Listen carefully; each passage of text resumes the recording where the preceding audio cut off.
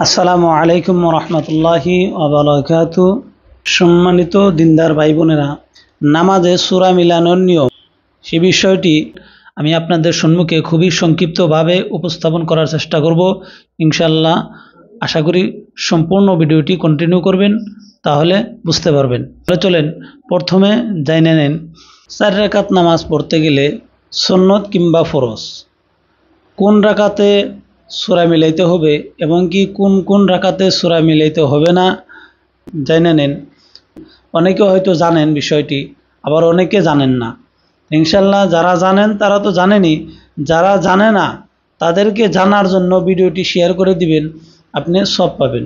শুধুমাত্র শেয়ারের দ্বারা সে ভাই যদি শিখে নামাজ আদায় করে তাহলে আপনি তাও কীরকম সব পাবেন। আপনি নামাজ পড়তেছেন, আপনার নামাজ হইল নাকি আপনি বলতে পারেন না, কিন্তু আপনার দ্বারাই যদি ওপর ভাই একজন নামাজি হয়ে যায় তাহলে সে নামাজ পড়ো, তার নামাজ যে কবুল হইল নাকি সেটা গ্যারান্টি নাই, কবুল নামাজের সব পাবেন আপনি।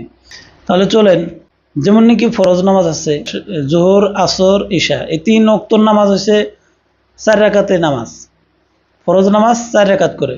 এই 4 রাকাত নামাজের মধ্যে যেমন নাকি ধরে নেন আসরের নামাজে কিভাবে পড়বেন? ফরজ নামাজ যদি জামাতের সাথে পড়েন তাহলে তো আপনার কোনো সূরা মিলাইতে হবে না। যদি একলা একলা পড়েন, ঘরে বা বাড়িতে যে কোনো জায়গায় পড়েন, একলা একলা পড়েন, তাহলে কিভাবে পড়বেন? প্রথম 2 রাকাতের মধ্যে সূরা ফাতিহা আপনি নিয়ত বাঁধলেন, নিয়ত বাঁধার পরে সূরা ফাতিহা পড়বেন। আপনার যে সূরাটা জানা আছে শুদ্ধভাবে ওই সূরাটাই পড়বেন। পইরা রুকু সিজদা করবেন, করার পরে আবার দাঁড়িয়ে যাবেন, দাঁড়িয়ে সূরা ফাতিহা পড়বেন, সূরা ফাতিহার সাথে অন্য সূরা মিলাইবেন, মিলিয়ে রুকু সিজদা করে আত্তাহিয়াতুর শুরুতে বসবেন। আত্তাহিয়াতুর শুরুতে বইসা আত্তাহিয়াতু কমপ্লিট পড়ার পরে দাঁড়িয়ে যাবেন।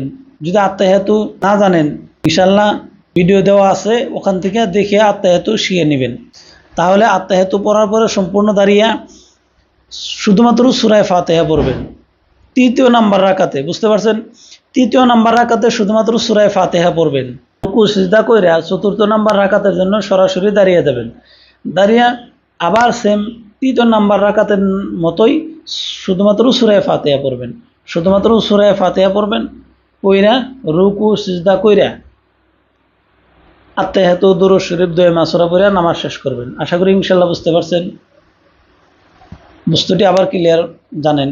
4 রাকাত নামাজের ফরজ যেগুলার 4 রাকাত নামাজ আছে, ফরজ নামাজের মধ্যে প্রথম 2 রাকাতের মধ্যে সূরা ফাতিহার সাথে অন্য সূরা মিলাইতে হবে। পরের 2 রাকাতের মধ্যে শুধুমাত্র সূরা ফাতিহা পড়তে হবে। ক্লিয়ার? এখন আসেন সুন্নতের মধ্যে। যদি 4 রাকাত ওয়ালা সুন্নত আছে, সেই সুন্নতের মধ্যে আপনার 4 রাকাতের মধ্যে সূরা ফাতিহার সাথে অন্য সূরা মিলাইতে হবে। বুঝতে পারছেন?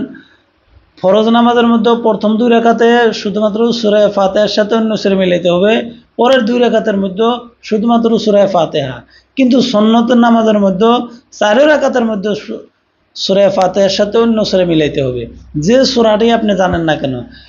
অনেক ভাই আছেন সবাই নতুন নামাজ আরম্ভ করছেন, স্টার্ট করছেন, সূরা 1টা 2টা সূরা মুখস্থ আছে বা শুধুমাত্র সূরা ফাতিহা জানেন, আপনি ওই সূরা দিয়ে পড়েন, তথাপিও নামাজ পড়েন, কিন্তু শিখার তালে তো আছেন অন্য শুধুমাত্র 2টা সূরাই জানেন বা 1টা সূরাই আপনার মুখস্থ আছে, ওই এক সূরা দিয়ে আপনি 4 রাকাতে পড়েন।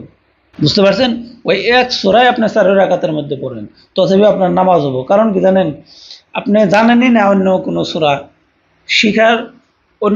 শিখার তালে আছেন, 1টা সূরা আপনার মুখস্থ হয়েছে, ওই এক সূরা দিয়ে পড়েন। আশা করি ইনশাআল্লাহ বুঝতে পারছেন।